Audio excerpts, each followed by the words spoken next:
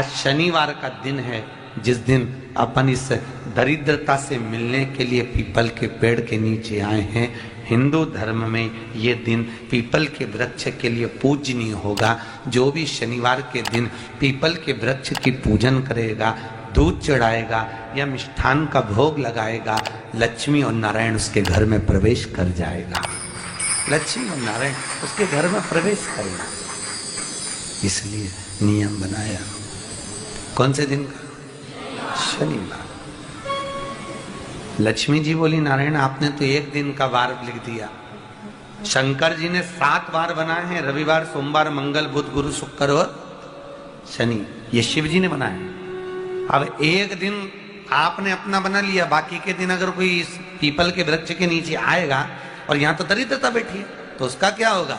भगवान नारायण बोले, सुन दरिद्रता, तेरे से एक विनती है, अगर कोई भी मनुष्य इस पीपल के पेड़ के नीचे अगर 7 दिन में आता है और उसके हाथ में अगर कोई सामग्री होती है तो तू उसके घर में प्रवेश नहीं करेगी। नियम है पीपल के वृक्ष का, या तो पानी का लोटा लेकर जाओ, कुंकू का चोपड़ा लेकर जाओ, शक्कर लेकर जाओ, या पेड़ के नीचे चींटी को डालने के लिए आटा ले जाओ, पर खाली हाथ पीपल के वृक्ष के नीचे कभी मत जाओ, कभी नहीं जाओ। खाली हाथ जाओगे तो दरिद्रता तुम्हारे घर में प्रवेश करेगी। दरिद्रता उठकर खड़ी होकर बोली, नारायण तुमने अपनी मनमानी करी है, एक दिन मुझे भी मेरा चाहिए। भगवान ने कहा, बोल कौन सा दिन चाहिए? दरिद्रता कहती है, रविवार के दिन इस पीपल के वृक्ष के नीचे मैं दिन भर नृत्य करूं, इसमें रहूं, और जो यहां आए रविवार को मैं उसके घर में प्रवेश करूं। भगवान ने कहा, ठीक है। दरिद्रता, रविवार का दिन एक ऐसा दिन रहेगा जिस दिन तू इस पीपल के वृक्ष के नीचे नृत्य करेगी, और जो आएगा इस पीपल के वृक्ष के नीचे तो उसके साथ प्रवेश करेगी। मैंने तुझे वर दिया। इसलिए हमारे यहाँ केवल पीपल का वृक्ष अगर दीवार में भी लग जाता है ना, किसी की फैक्ट्री की दीवार में, किसी के घर की दीवार में पीपल का वृक्ष अगर लग जाता है, पीपल का पौधा लग जाता है, उसको कितना भी तोड़ लो वो वापिस लग जाएगा। फिर तोड़ोगे फिर लग जाएगा।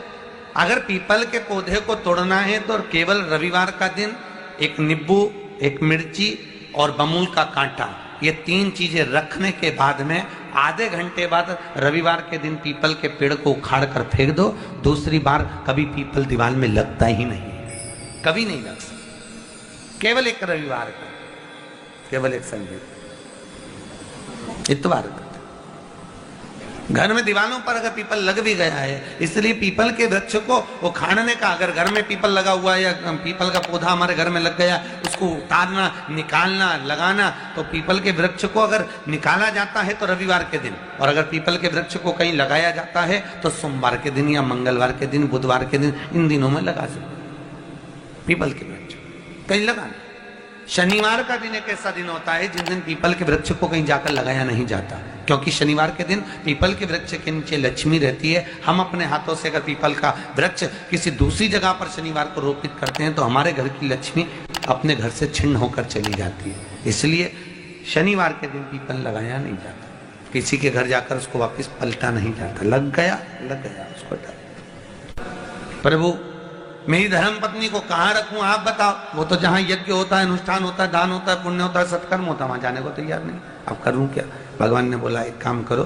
दुर्वासा जी बोले, जिसके यहाँ रात्रि में बर्तन झूठे पड़े रहते हो उसके घर में इस दरिद्रता को लेकर तुम प्रवेश कर जाना।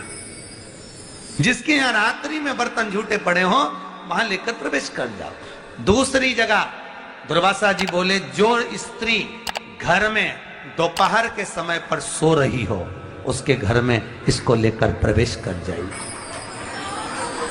जो स्त्री दोपहर के समय में घर पर सो रही हो इस दरिद्रता को लेकर प्रवेश कर जाइए। तीसरा, जिसके यहाँ पर दरवाजे पर कांटे वाले पौधे लगे हों उस घर में इस दरिद्रता को लेकर प्रवेश कर जाइए। दरिद्रता, कितनी सुंदर बात कही है। दाता और विधाता, कौन कौन? दाता और विधाता। लक्ष्मी और दरिद्रता के सगे भाई हैं। कौन कौन? दाता और विधाता। दाता को फिटकरी प्रिय है, विधाता को नमक प्रिय है। ये दोनों हमेशा लक्ष्मी को और दरिद्रता को दोनों को समझाते थे, दोनों में प्रेम बढ़ाते थे।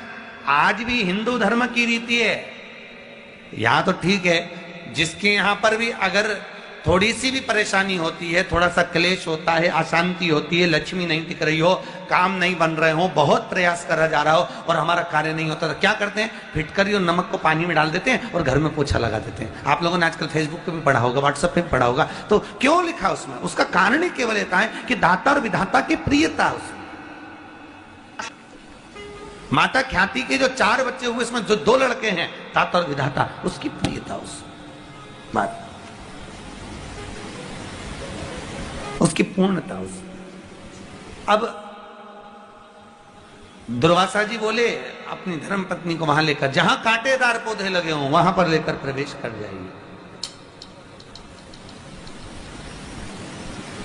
कांटेदार पौधों में उस दरिद्रता का निवास हो गया। कितना विचित्र कथा यहां वर्णन करी है।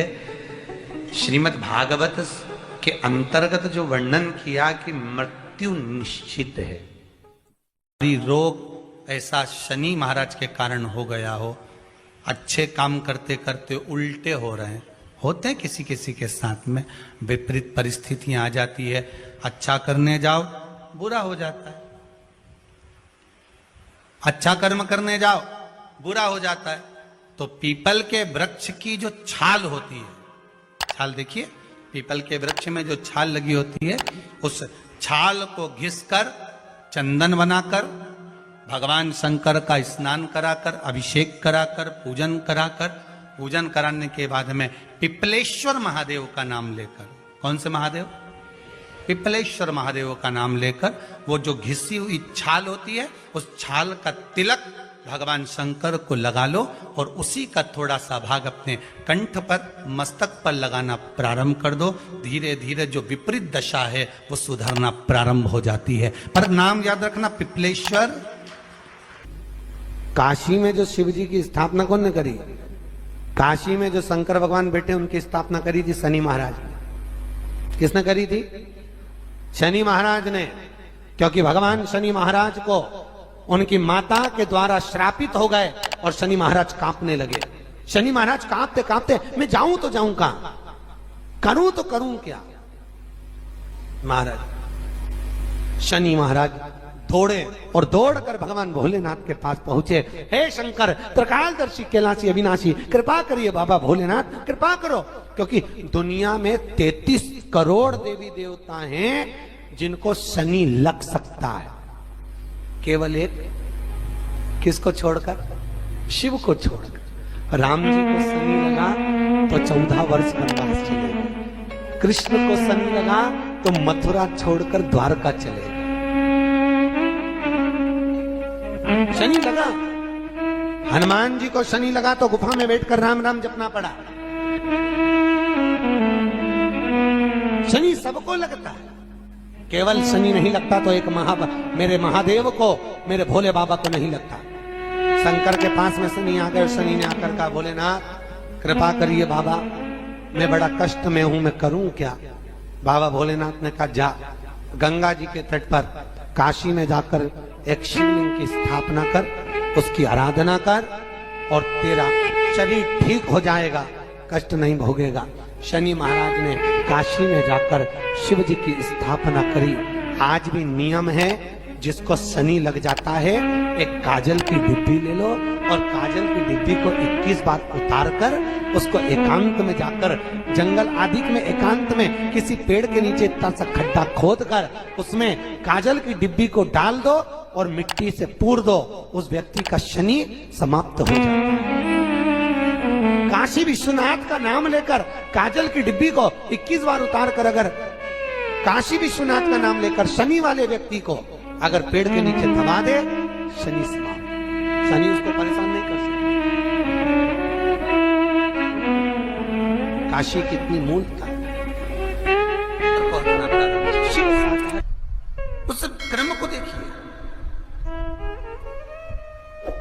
भगवान शंकर पर विश्वास रखकर एक एक पल, एक एक घड़ी, एक एक समय, एक एक नक्षत्र का शिव महापुराण में वर्णन है।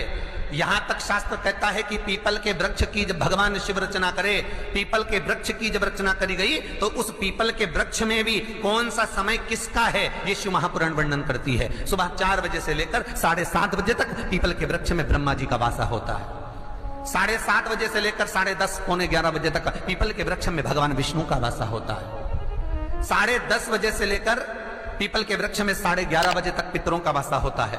11:30 बजे से लेकर 12:30 बजे तक पीपल के वृक्ष में आहूतों का वासा होता है।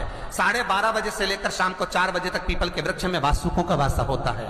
4 बजे से लेकर शाम को 7:30 बजे तक पीपल के वृक्ष में शंकर का वासा होता है। 7:30 बजे से लेकर 9:30 बजे तक पीपल के वृक्ष में कुबेर का वासा होता है। 9:30 बजे से लेकर फिर कुबेर के वृक्ष में अन्य देवों का वासा चालू हो जाता है। इसलिए हमारा हिंदू धर्म कहता है, हमारे शास्त्र कहते हैं कि पीपल के वृक्ष को जब पूजा जाता है, पीपल के वृक्ष की जब पूजन करी जाती है तो सुबह 10:30, 11, ज्यादा से ज्यादा 11:30, ज्यादा से ज्यादा 12, उसके पहले पीपल के वृक्ष की पूजन कर लेना चाहिए। रात को कुबेर का वासा होता है, इसलिए पीपल के वृक्ष में दीपावली के दिन रात्रि को 8:30 बजे से लेकर 9:30 बजे के बीच में जो पीपल के वृक्ष के नीचे घी का दिया लगाता है उसके घर में कभी संपदा की कमी नहीं आती है, क्योंकि कुबेर स्वयं विराजमान होता है पीपल के वृक्ष के नीचे। क्यों? क्योंकि 11:30 बजे से लेकर 12:30 बजे तक पीपल के वृक्ष में पितरों का वासा रहता है, आहूतों का वासा रहता है, फिर वासुकों का वासा आता है। पितृ किसको कहते हैं? महाराज जो पूरी उम्र लेकर चले गए और उनके भीतर अभिलाषाएं बहुत थी, मैं ये भी करना चाहता हूं, मैं ये भी करना चाहता हूं, वो पितृ हो जाते हैं। आहूत किसको कहते हैं? जिस माता के गर्भ में बच्चा जन्म ले और मर जाए, या 6 महीने का गर्भ धारण करने के बाद अवर्षण हो जाए, जीव पड़ने के बाद 6 महीने के बाद अगर बच्चा गर्भ में भी शांत हो जाता है, कुंवारी अवस्था में शांत हो जाता है, जिसका विवाह नहीं हुआ ऐसा बच्चा जब शांत हो जाता है, अधोगति में कोई मर जाता है, सुसाइड कर एक्सीडेंट में किसी भी रूप में मर जाता है तो वो आहूत कहलाता। शनिवार के दिन जो पीपल के वृक्ष में सरसों के तेल का दीप लगाता है उसको शनि कभी परेशान नहीं करता। एक बात हमेशा ध्यान रखिएगा, मान लो अगर कोई भारी रोग ऐसा शनि महाराज के कारण हो गया हो, अच्छे काम करते करते उल्टे हो रहे हैं, होते हैं किसी किसी के साथ में, विपरीत परिस्थितियां आ जाती है, अच्छा करने जाओ बुरा हो जाता है, अच्छा कर्म करने जाओ बुरा हो जाता है। तो पीपल के वृक्ष की जो छाल होती है, छाल देखिए, पीपल के वृक्ष में जो छाल लगी होती है, उस छाल को घिसकर चंदन बनाकर भगवान शंकर का स्नान कराकर, अभिषेक कराकर, पूजन कराने के बाद में पिपलेश्वर महादेव का नाम लेकर, कौन से महादेव? पिपलेश्वर महादेव का नाम लेकर वो जो घिसी हुई छाल होती है उस छाल का तिलक भगवान शंकर को लगा लो और उसी का थोड़ा सा भाग अपने कंठ पर, मस्तक पर लगाना प्रारंभ कर दो। धीरे धीरे जो विपरीत दशा है वो सुधरना प्रारंभ हो जाती है। पर नाम याद रखना, पिपलेश्वर।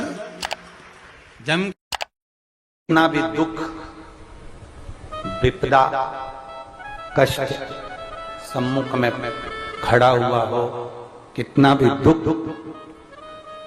पूंजी धन की अगर आपको कमी पड़ रही है और ऐसा लग रहा है कि मेरे पास में कुछ भी नहीं, हम तो यहां तक कहेंगे कोई मकान बना रहे हो, बेटी का विवाह कर रहे हो, बेटे का विवाह कर रहे हो, कोई अच्छा कार्य कर रहे हो, धन संपदा की भी कमती दिखे तो समय पर कांता भगवान का स्मरण कर, कांता चक्र का स्मरण कर, शिव और नारायण का नाम लेकर, एक बेलपत्र, एक शमी पत्र, एक श्वेत पुष्प, एक लाल पुष्प, दोनों हाथ में लेकर भगवान शंकर के अशोक सुंदरी के स्थान पर अगर समर्पित करा जाए तो संपदा की भी कमी नहीं आती। वो कांता चक्र है जो नारायण के। यहां तक शिव महापुराण की कथा कहती है, अगर कोई विद्वत ब्राह्मण ने आपको बताया है कि आपके घर में पितृदोष है, कोई विद्वान ब्राह्मण ने बता दिया कि आपके घर में काल सर्प दोष है, कोई विद्वान ब्राह्मण ने बता दिया कि आपके यहाँ पर ये वास्तु दोष है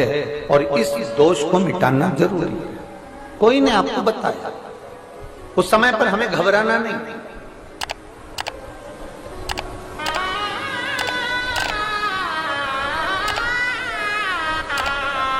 उस समय में घबराने का क्रम नहीं है। कहते हैं पीपल का जो जल झड़ता है पीपल के वृक्ष से, आप लोगों ने कभी देखा है कि नहीं देखा, वो हमको नहीं मालूम।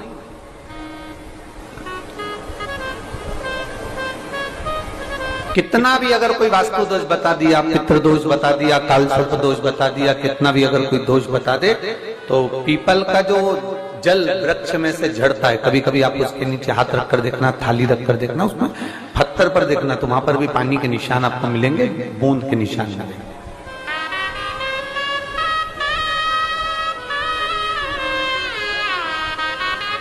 मात्र उस पीपल के वृक्ष के जल की एक बिंदी, एकमात्र बिंदी,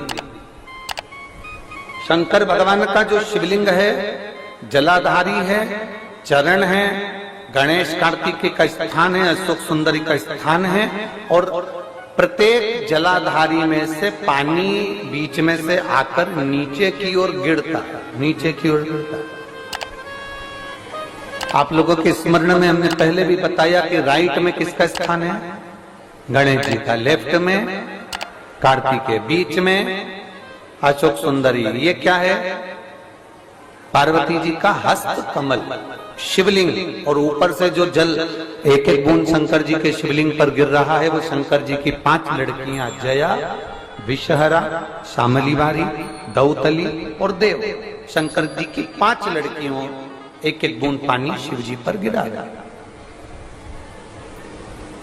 जहां जल नीचे गिरता है उस स्थान से जहां तक जल बहकर जा रहा है उस स्थान तक 33 कोटि देवताओं का स्थान,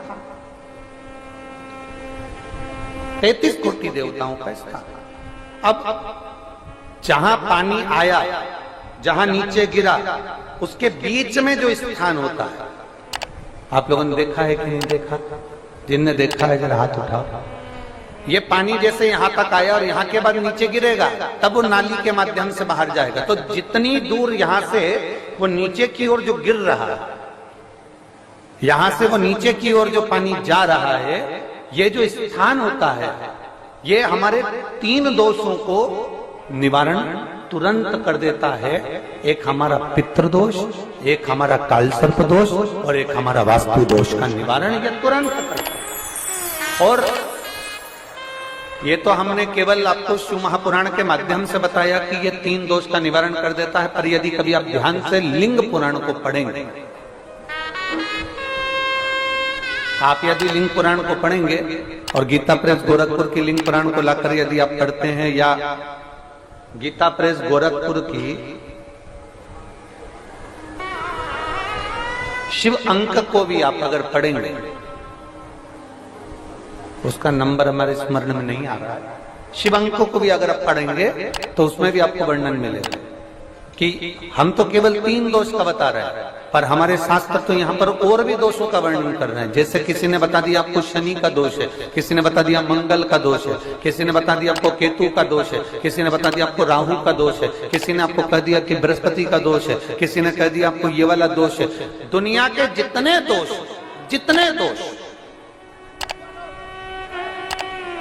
पीपल के वृक्ष के झड़ता हुआ जल की एक